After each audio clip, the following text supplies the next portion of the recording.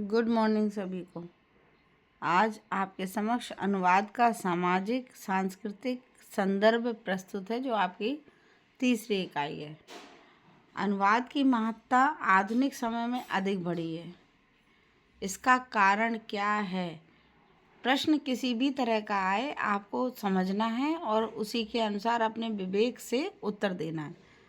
तो अगर हम बात करें अनुवाद की महत्ता को बढ़ने के संदर्भ में, तो हम ये देखते हैं कि भाषा के क्षेत्र में विकास हुआ है। अनुवाद से संस्कृति को समझने में भी काफ़ी सहायता मिलती है हमें अनुवाद के द्वारा। इसके अतिरिक्त अनुवाद से संपर्क भाषा के विकास भी बढ़ा है और विशिष्ट कृति को समझने हेतु भी अनुवाद एक मुख्य भूमिका निभाता है। इसके अतिरिक्त अनुवाद हमारे विभिन्न संस्कृतियों का दर्पण है। इससे हमें सारी संस्कृतियों का बोध होता है। इसलिए अनुवाद की महत्ता आज के समय में अधिक बढ़ी है। इसके बाद दूसरा प्रश्न है, सर्वाधिक किस भाषा में और किस धर्म ग्रंथों का अनुवाद किया गया? जो हमारे भारत के ग्रंथ हैं उसका जो है सबसे ज़्यादा किस भाषा में अनुवाद किया गया? तो सबसे ज़्यादा चीनी भाषा में किया गया है। चीनी त्रिपिटकों के 23वें संस्करण जो होता है, 23वें संस्करण में जो आधिकारिक चीनी भाषा है उसमें भारतीय ग्रंथों का अनुवाद मिलता है।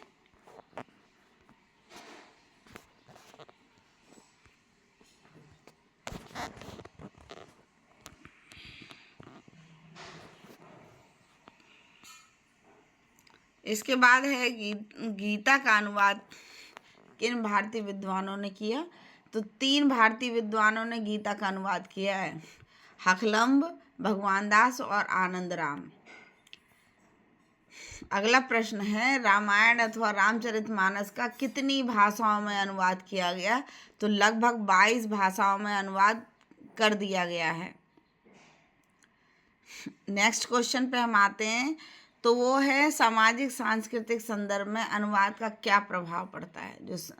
तो हम ये देखते हैं कि संपर्क भाषा भी इससे मजबूत होती है सामाजिक सांस्कृतिक संदर्भ में। दूसरा, व्यापार और वाणिज्य का क्षेत्र बाहुल और सहज होता है। इसके अतिरिक्त प्रशासन, पर्यटन, इन सब की गतिविधि भी बढ़ जाती है जब हम भाषाओं को समझने लगते हैं, दूसरी भाषाओं को।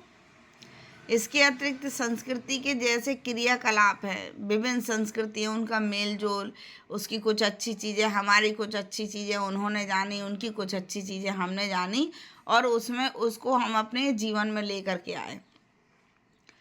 और बहुभाषिक क्षेत्र में वृद्धि होती, बहुत सारे जो विभिन्न प्रकार की भाषाएं हैं, उन भाषाओं के क्षेत्र में हमारा आवागमन और वृद्धि होती है। नेक्स्ट क्वेश्चन है, शकुंतला नाटक का अनुवाद किस विद्वान ने किया? तो राजा लक्ष्मण सिंह ने किया भारतेंदु काल में। इसी से संबंधित एक प्रश्न और है कि सर मोनियर विलियम्स ने कालिदास के अभिज्ञान शाकुंतलम का अनुवाद कब किया था? कालिदास द्वारा नाटक लिखित जो है अभिज्ञान शाकुंतलम के रचयिकार दो हैं। देखिए, सबसे पहला अनुवाद जो किया है वो सर मोनियर विलियम्स ने किया 1798 में। इसके बाद किया है राजा लक्ष्मण सिंह ने। आप इस बात को ध्यान रखिएगा। कुछ क्वेश्चन मैंने आप लोगों के लिए बनाए हैं, वो ये है कि प्रशासनिक पत्र व्यवहार में किसका प्रावधान है? जो प्रशासन का जो पत्र है उसका जो व्यवहार है, और जैसे बहुत सारे फैसले हैं, प्रशासन के बहुत सारे कार्य हैं जो पत्रों के द्वारा किए जाते हैं, तो उसमें द्विभाषिकता को प्राथमिकता दी जाती है। ठीक है। अगला क्वेश्चन है, भारत की अनुसूची में कुल कितनी भाषाओं को स्थान दिया गया है? तो हम ये देखते हैं कि संविधान में कुल 22 भाषाओं को स्थान प्राप्त हुआ है। ठीक है। अनुवाद की कुछ पुस्तकें देख लीजिए। अनुवाद के विभिन्न आयाम नामक पुस्तक के लेखक कौन हैं? तो याद रखिएगा, प्रोफेसर पूरनचंद टंडन हैं। ठीक है। इसके अतिरिक्त नेक्स्ट क्वेश्चन जो अनुवाद से संबंधित आ जाता है वो है कि अनुवाद विज्ञान की भूमिका ग्रंथ के रचनाकार कौन है? तो डॉक्टर कृष्ण कुमार गोस्वामी हैं, अनुवाद विज्ञान की भूमिका नामक ग्रंथ के रचनाकार। तीसरा प्रश्न है, प्रोफेसर रीता रानी पालीवाल की पुस्तक का नाम क्या है? तो याद रखिएगा, इनकी पुस्तक का नाम अनुवाद प्रक्रिया और परिदृश्य है। इसी प्रकार से अगला क्वेश्चन आता है, संस्कृति को मानवता का मेरुदंड किसने कहा है? ठीक है, मानवता का मेरुदंड तो डॉक्टर बाबूराम महिला ने कहा है।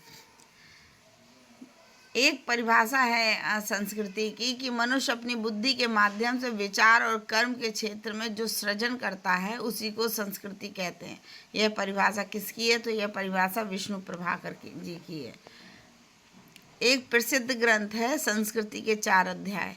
इस पुस्तक के लेखक कौन है? तो इस पुस्तक के लेखक है रामधारी सिंह दिनकर जी। उपनिषदों का फारसी अनुवाद किसने किया है? जो अपने यहाँ के उपनिषद हैं, तो उपनिषदों का फारसी अनुवाद दारा शिकोह ने किया है। और आखिरी का क्वेश्चन है कि तमिल भाषा में राम शब्द का जो प्रयोग है वो किसके लिए किया जाता है?